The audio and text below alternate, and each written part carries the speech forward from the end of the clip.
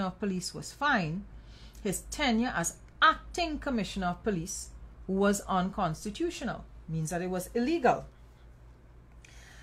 In the time, in that last couple months, in this year gone here, SORT would have gotten itself into quite a pickle. And something that Griffith doesn't ever talk about in the public domain is this. Do you all know that the TTPS used to get funding from the United States? You all know that, as different countries will offer support, whether it's technical support, funding to national security here. You all are aware of that, right?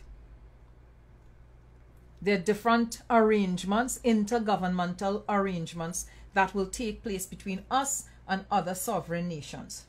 One of the things that Gary Griffith has never come out and explained to the public, talk about all kinds of things, talk about all kinds of issues, put all kinds of information out into the public domain. And one of the things that Gary Griffith never ever came and told the public was that he lost US funding for the Trinidad and Tobago Police Service. That the United States pulled its funding for the Trinidad and Tobago Police Service, specifically for SORT, right? Specifically for SORT, the United States pulled funding, and they pulled that funding earlier on in the year. And the reason they pulled the funding, this is the reason. So there's a letter that I would have heard about, a letter that I was told about. And the letter basically says that the Trinidad and Tobago Police Service's Special Operations Response Team is hereby ineligible for U.S. security assistance due to credible allegations that this unit is implicated in acts that constitute gross violations of human rights. I want you all to understand this, that under Griffith's tenure as Commissioner of Police, our TTPS was accused of violating human rights. So Griffith gallerying himself all over town, and he is not telling anybody that he dragged the TTPS into infamy based on what happened with SORT back earlier on in the year, right? So let me finish read it.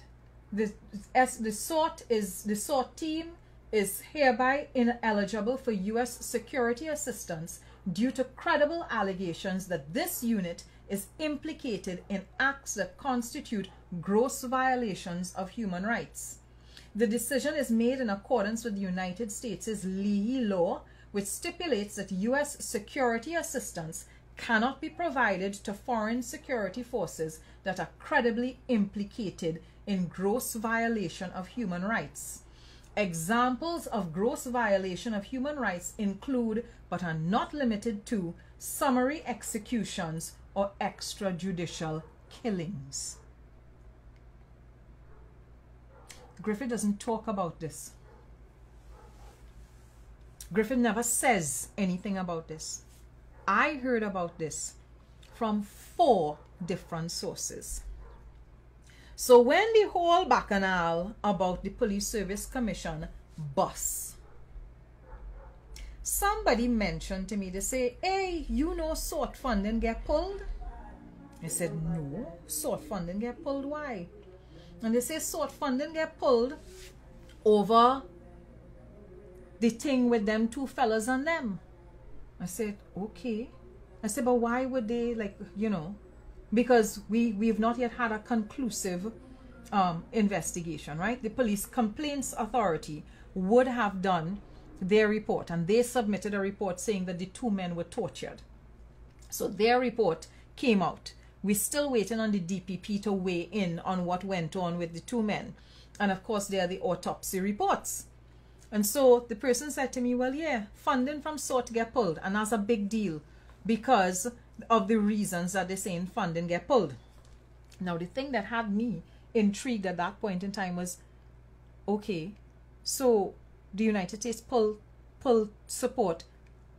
What does that mean? So then I'm told that it has implications for the TTPS, because thereafter I'm told that the reason given is a violation of human rights. And I said, has our TTPS ever faced that sort of allegation from a foreign power? No. Turns out, in the entire history of the police service, we have never been accused of violating human rights. This year is the first year that we are accused of violating human rights. So there are a couple things.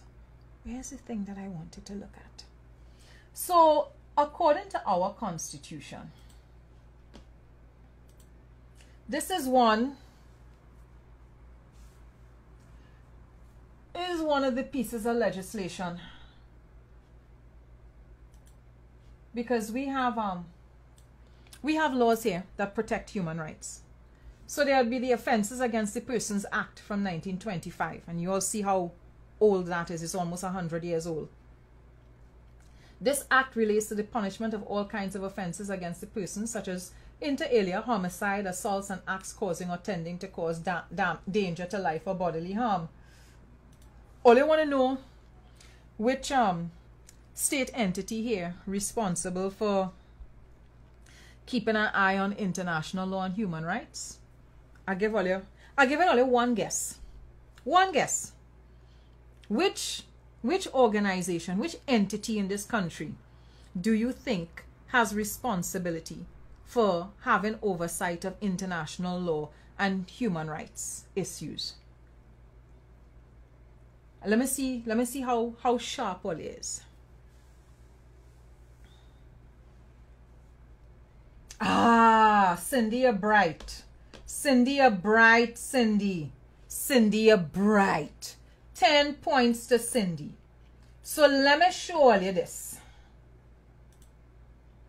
The International Law and Human Rights Unit was established within the Ministry of the Attorney General with responsibility for drafting Trinidad and Tobago International Human Rights Report. As such, the ILHRU collects data relating to the implementation of human rights conventions and the advancement of human rights initiatives. This data is collected from government ministries, other government institutions, and civil society.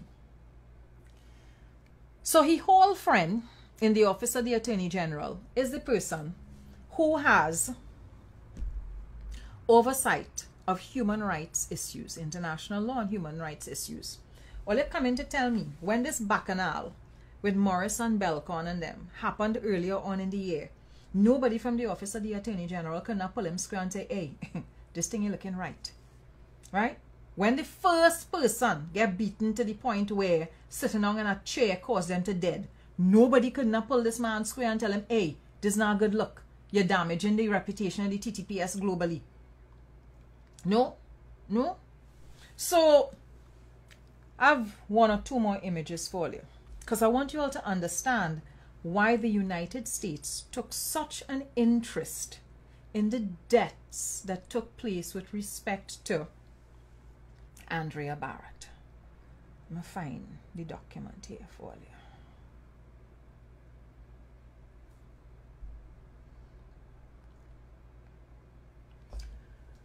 Right. Here we go.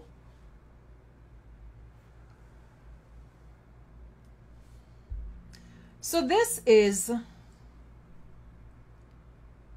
the birth certificate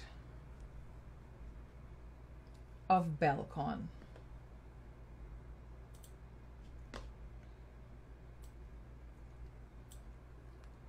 We all remember David oh my goodness, is Joel Belcon the second guy to have died the second person to have died. Mr. Belcon's mother, Mary Belcon, had a child with a person of Navajo origins in the United States. So Belcon is actually an American citizen by virtue of birth. And so what happened with that whole case is that somebody, that's a Joel Belcon, thank you very much, Ryan.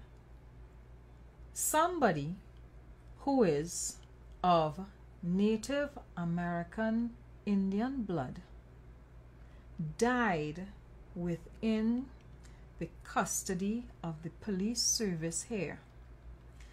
And because Native American Indians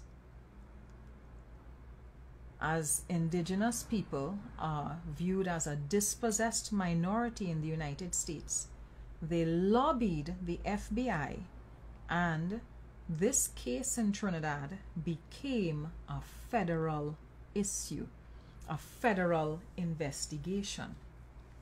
I don't know if you all remembered, earlier on in the year, there was a story about the FBI getting involved and assisting the Trinidad and Tobago Police Service in its investigation with respect to the death of Morris and Belcon. And that's because it was seen as